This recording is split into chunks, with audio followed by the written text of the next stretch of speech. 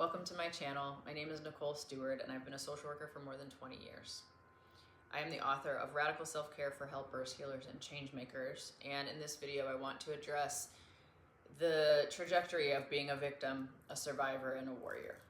Recently in the news, the Epstein files have been the topic du jour.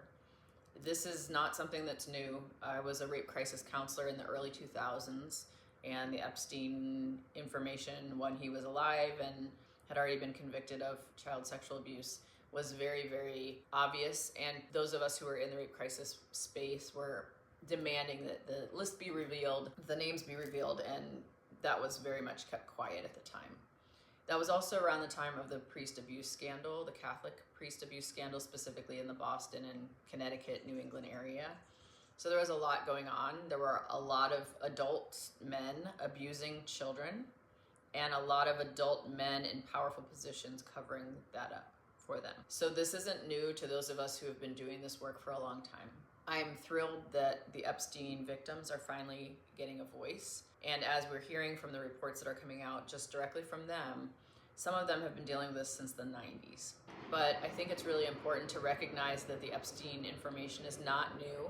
It's just been quiet and sat on by people in power for a long time for reasons that should be obvious at this point. Predators protect predators. But in this video, I want to speak directly to those who are either victims or survivors of sexual abuse. And I want to talk about kind of the labels of victim, survivor, and then see if the label of warrior might fit any of us a little bit better. There's a lot of talk in the world of survivors that we use the term survivor, not victim. The way I feel about it as a survivor myself is that when I was experiencing the assault that I experienced at 5 years old, I was a victim in that moment. The minute that abuse stopped and I was safe and able to tell someone what happened to me, which in my case happened within 24 or 48 hours, that's when I became a survivor. And then I would say that I shifted from survivor into being a warrior in my late teens, because for me, my assault happened at the hands of an extended family member. And it wasn't one of my parents, it wasn't someone in my household, so I did feel safe once I got back home to disclose to my mother what happened. And she believed me, she kept me safe. She did try to get a legal remedy, but at the time the police basically told her, you know, she's a 5-year-old, he's an adult, who are they gonna believe? So I didn't get criminal justice in the way that we see justice, and many survivors don't. Those of us who have been victimized, and you'll hear me kind of go between these words because that's kind of how challenging this conversation can be. But those of us who've been victimized or who've been messed with by other people, is the way I like to say it, don't often get justice in any real sense. First of all, the perpetrator is never gonna say, you got me, my bad, I'm sorry. Perpetrators lie 100% of the time, and they have to live their lie because they've created a lie that allows them to get access to young people or to the people that they're going to prey on. That's all a lie usually. Their persona, who they are, the fact that you can be trustworthy, maybe they put themselves into positions of power, or they go into like the military, the police, they go into education, they go into social work, even social services, right? To give the air of trustworthiness so that they can kind of move into spaces where they can prey on innocent victims. And every victim of a crime, specifically of sexual assault, is an innocent victim. I'll get to that in a moment, like how we categorize victims. But those of us who have been messed with rarely get justice because the perpetrator is always gonna lie. And sadly, there will be adults around that perpetrator who also hold up that lie because their reality would be shattered if they acknowledged that they allowed a perpetrator in their midst. It took me a long time to realize that. Now, I will give credit to my mother. She did not care about that. She immediately blasted the family member and, you know, kept us away from them. It wasn't a big to-do. It was just, my child will never be in the same space as that person. And I appreciate that because as I became a teenager, and this is why I moved into my warrior phase, is that I recognized that not every child is kept safe by their own parents. There are some children who are abused and go and tell their parents, and their parents do not believe them. The second thing is sometimes the parents are the perpetrator. And when I realized that in my late teens, that blew my mind. I couldn't put my reality back together to think about parents who are supposed to protect and love their children, the ones who bring these children into this world, then abuse their children. Like when I found out about child abuse itself as a late teen, I was so beside myself with anger and a sense of injustice and a sense of like, where are the adults? Like, why are the adults allowing this? If every adult knows this is happening, why are they allowing it? Like my young brain couldn't understand why this was still allowed to happen. And of course, I'm now in my late 40s and I've seen the way that the world, quite frankly, just does not believe victims. We always say we do. We give a lot of lip service, and I'm really excited to hear that we are believing Epstein victims now. But again, when I was a rape crisis counselor in the early 2000s, nobody believed those. Those women were hysterical. These were children who had false memories. They were creating chaos. Meanwhile, these predators were preying on these young people and then getting the people in power to protect them. And it happens so often. It happens in families, it happens in schools, it happens in politics, it happens in policing, it happens in all these spaces where people, the other adults, can't have their reality shattered by recognizing that they've also been party to a predator. And that is one thing, one of the gifts I have as being a warrior and being a social worker is that I get to go into classrooms and talk to young people about staying safe from sexual abuse. Now, the reality is I can't protect every kid, and there's no fail-safe until we call predators out. But what I remind them of, or I let parents know as well, is that predators know what they're doing, and they don't just groom the victim or the person that they want to victimize. They groom all the adults and potentially the whole community around those victims, so that when they prey on that one person, they've got plausible deniability. There's a ton of other people saying what a great person they are, what an upstanding citizen they are. They groom everyone around them to make them think that they are a good person and to trust them with access to young people. That happens so often in education. It happens so often in churches and religious institutions. When I was in graduate school, I got to do research on sex offenders. And it was very eye-opening to see that perspective. And I had to read through their files and code their offenses basically into SPSS. So if anyone out there who's a data nerd ever had to use SPSS in grad school, I apologize, it was the worst. So yes, I had to read sex offender files and code them into SPSS so that we could get a data set on them. And basically I was coding their demographics, but also the demographics of their victims, the connection between them and their victims, so what was the relationship, and then coding different offenses.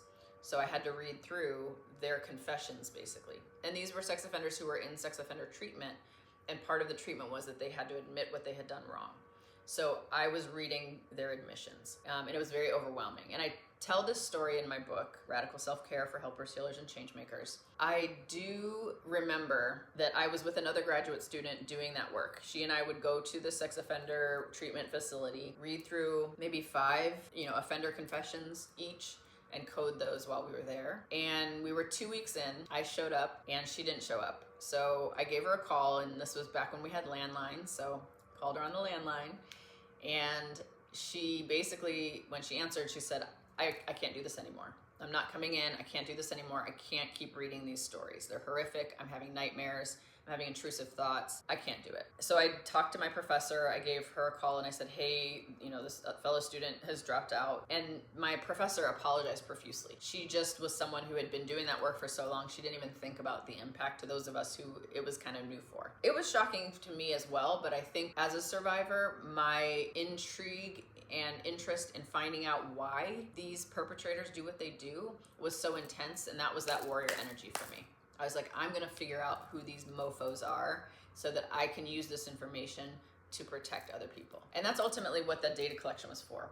How are sex offenders targeting and grooming and abusing their victims so that we can use that information to share with the public to protect children? And the thing that I found that was very interesting was that these men were from all walks of life.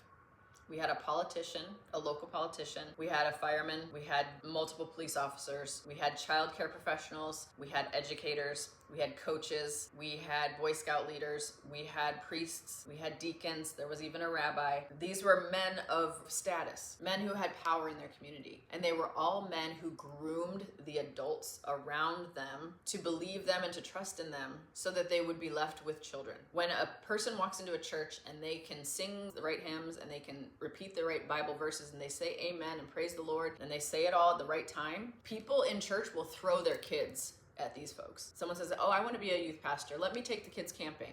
Yes, please. Lord Jesus, here you go.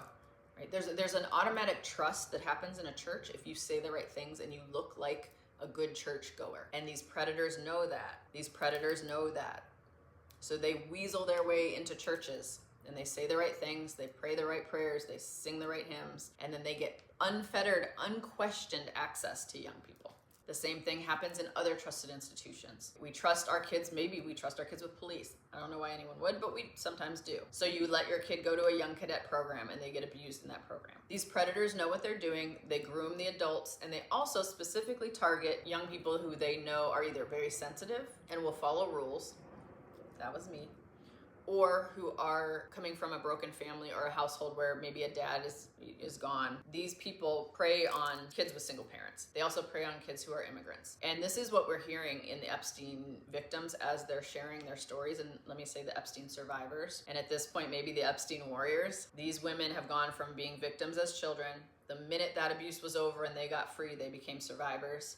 And now they are in a space of becoming warriors for others. That's the trajectory for those of us. But what I'm hearing in the stories that they're sharing is, I lived in a single family household and I needed a job. I was an immigrant here newly in the country and I needed a job. I had to take care of my little siblings and I needed a job. They purposely preyed on young people who had broken families, who were immigrants, who were in foster care, maybe who just didn't have an adult male around. So they purposely pick their victims and then they groom all the adults. Now the reality is, and I tell parents this, that as a parent you need to tell your child that there is no other adult that you would believe over them. You need to be very explicit to let your child know that even if they see you laughing and joking and palling around with someone, if that someone hurts your child, you will believe your child, because that's exactly what happens.Ese predators will become your buddy. They'll come to your house, they'll have a beer with you, they'll watch the game with you, and then they'll hurt your child. And then your child looks back at the times when you guys were buddy-buddy and thinks, oh, my parents know what's going on with me. They know that he's done this to me and they're friends with him. Kids will fill in the blanks. So if an adult is doing something to you, you almost assume that it's allowed or it's supposed to happen because it's an adult. And why would an adult do something that's not legal, right? When you're a kid and you're in that victim mode, literally, I remember thinking, well, this must be okay because he's doing it and I trust him, but it doesn't feel okay. That is where the trauma comes in of like, what's happening? There's something off here. And that is also why it takes victims a while to recognize that we've been victimized, because it can be a like, well, wait, I like that person, or I went there with that person, or I played that game with that person, or I did this with that person because I loved them, because I trusted them, because they were an adult. And I believe that they, I've been taught to honor my elders and listen to adults and do what adults say. So I did the right thing, but why does this not feel right in my body? That is the mind F of being a victim. We're a victim when it's happening. We then become a survivor as soon as that stops. I used to not like the word survivor. I didn't really use any word for myself because I didn't really see myself as a victim. But the word survivor just felt too dramatic, maybe, for me at the time when I was younger. But then when I started working in rape crisis, what I realized and what I came to understand is that not every child survives their sexual abuse. That is the heartbreaking, absolutely heartbreaking reality. When I became a rape crisis counselor, I became aware of the instances where victims do not survive, where a child is assaulted so violently that they bleed out internally. That broke my spirit when I heard about a case where an infant bled internally because of an assault. And then I saw elderly women being assaulted. I saw college women being assaulted. I saw people young men who had been assaulted, who became adults, and the world is not hospitable to male victims, even still in 2025. And some victims lost their lives to the assault directly, like did not survive that assault. And others survived the assault, but the trauma of it was too much to bear and they took their own lives. I take it very seriously that I survived my victimization, because I know that there are victims who do not survive. And that is still the case with the Epstein victims. Specifically, I want to honor Virginia Giuffre. Victims are allowed to be complicated because that's just the reality. Victims don't have to be perfect. We don't have to do everything the right way. Those of us who are victim survivors, again, you'll hear me kind of move throughout that language, but we don't owe anybody perfection. And that was something that as a little girl I absorbed because I heard adults talking about, well, what did she expect? She went to the movies with the boys. Well, what did she expect? She was wearing that outfit. Well, what did she expect? She was out past curfew. So I heard a lot of victim blame happening by the adults around me who probably meant well, but what they didn't realize was as a young victim survivor, I was internalizing that. And what I was hearing was, unless you are perfect, when you are a victim, nobody cares. And it really brought home the reality that if you are to be seen as a victim, you have to be a virgin, you have to be perfect, you have to have never made any mistake, you can't think you're attractive, you can't want to have sex. There is such a weird box that we put victims in. And if you step out of that box, you get vilified even more. So I would just want to, again, honor all of the victim survivors, but specifically Virginia Giuffre and any of the other ones whose names we don't know, who we've been told died by suicide, whether we believe that or not. And quite frankly, I don't believe that in her case. But I do know that there are survivors who are driven to death by suicide because the weight of being a trauma survivor, having that duality in your body of like, I know this is wrong, but nobody else is acknowledging this, or telling people and not being believed, or worse, telling people and then you being shunned or isolated yourself and people really buddy up with the perpetrator. Like, that's what these victims have seen. These Epstein victims have literally watched us put Donald Trump into the presidency twice, knowing full well that he was an accomplice in some way that we are going to find out soon. It is mind-boggling and maddening to constantly see perpetrators of violence held up, whether it's a politician or a famous person or just your own perpetrator in your own community or in your own family. But it happens so often, especially to those of us who are victims as children. So we move from being a victim to being a survivor, recognizing that not everyone survives this abuse. And then at some point, my hope is that those of us who have survived get the support and the treatment that we need, the therapy that we need, the support that we need, the love that we need, which I'm very thankful that I received from my family. Those of us who have that and who can really understand our victimization and own our survivorship, we get to move into the warrior phase. And this is where I think a lot of helpers, healers, and changemakers are. And this is something that I wrote about in my book, is that I do believe that those of us who come to the helping fields come because either we've had a horrible childhood where something horrible happened to us, and we don't want anyone else to deal with that, so we are making sure that's the case. Or we've had a phenomenal childhood, and we want everyone to experience that, and we want to make sure that that is the case. And many of us, myself included, come into this work because we've survived a trauma or multiple traumas, and we know what that's like, and we don't want anyone else to feel that way. We don't want anyone else to ever be in that position. Many of us can acknowledge that, and we know very clearly that that's why we're going into something. I'm becoming a doctor or a nurse or a physician's assistant or a PT or OT because as a child, I watched my sibling deal with a medical issue, and I want to make sure no kid has to deal with that. Beautiful. I am becoming a teacher because when I was younger, I had phenomenal K-12 teachers, and now I want to be a teacher because I want to make sure every kid has that teacher that believes in them. Beautiful. For me, I personally know that I became a social worker because I was sexually abused as a child, and I survived that, and I was believed, and I was cared for, and I was taken care of and protected, and I want every kid to feel that way. So the work that I do is really driven by my passion to make sure that no other child is a victim of child sexual abuse, which again, that's a huge issue. I know I'm not gonna prevent it all, but I'm doing my part in the little corner that I'm in. But it took me a while to recognize that. And that is where a lot of the vicarious trauma and the burnout came in for me in being a social worker, is that I didn't fully acknowledge that I came to this work because of my victimization, but also because of my survivorship and because of my warrior mentality. It wasn't until I realized this and really owned it and said, okay, I see, I've moved from victim to survivor, and now I'm in the warrior space, where I was able to say, oh yeah, this is why I came into social work. This is why I'm so strong-willed when it comes to this topic. This is why I will advocate for survivors to my last breath. Now I'm a warrior. So now I stand in that space of being a warrior. So I want to honor the word warrior. I don't take it lightly.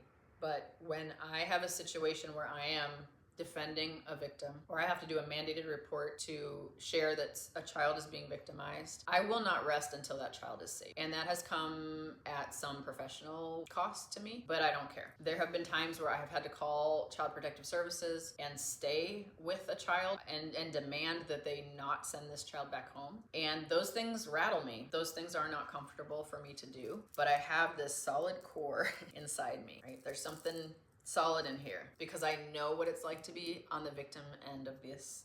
And I also know what it's like to be on the adult survivor. I'm not going to put up with this. I also know what it's like to look into the eyes of a perpetrator and tell them, I am not afraid of you. You are going to prey on little kids because you are afraid of other adults, but I'm not afraid of you. And that's the truth of these predators. They're afraid of other adults. But the minute we can see who they are, we need to call them out by name and we need to embarrass them publicly. They need to be held accountable because those of us who've survived this victimization, I always tell my young people that sexual abuse is a crime of power and control using sex as the weapon.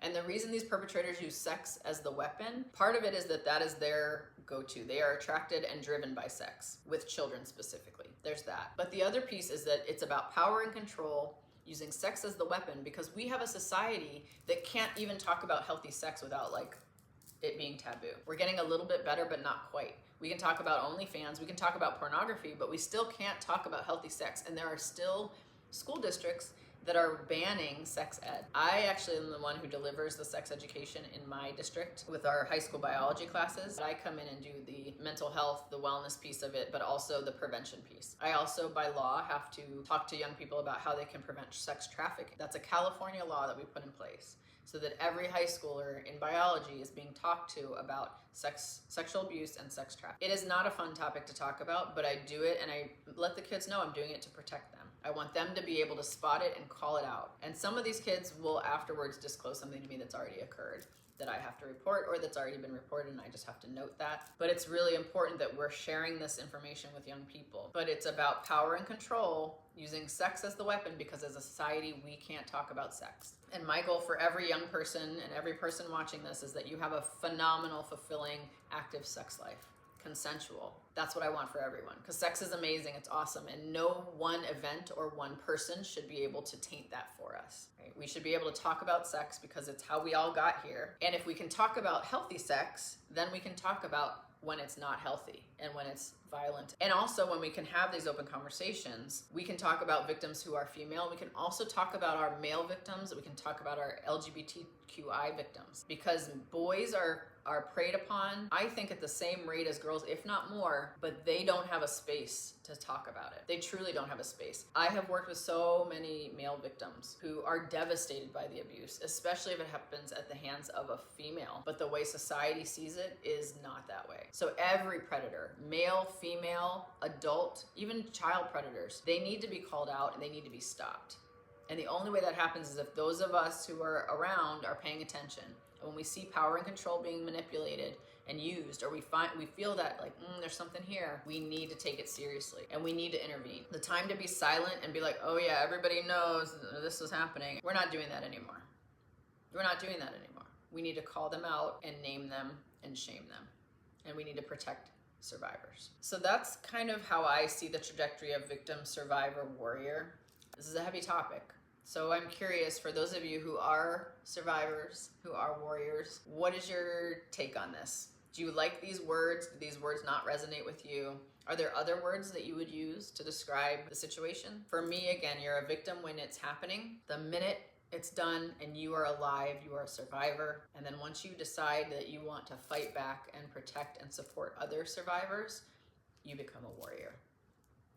And I do want to thank those of you who are fellow helpers, healers, and change makers who have chosen this very challenging work of supporting victims and survivors. No matter your role as a helper, healer, or change maker in this work with victims and survivors, I want to thank you for the time, the energy, and the effort that you put into this work. I want to honor your own commitment and your own sacrifice and potentially your own traumas that brought you to this work. And I want to encourage you to continue to be a warrior for those who cannot speak up, for those who do not have a voice, and for those who have been silenced. We must expose all of these perpetrators. None of them should have a moment of peace.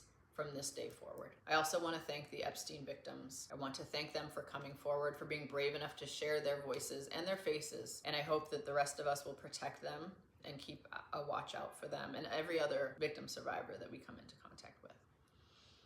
Deep breaths, friends. Let's take 2 more deep breaths together.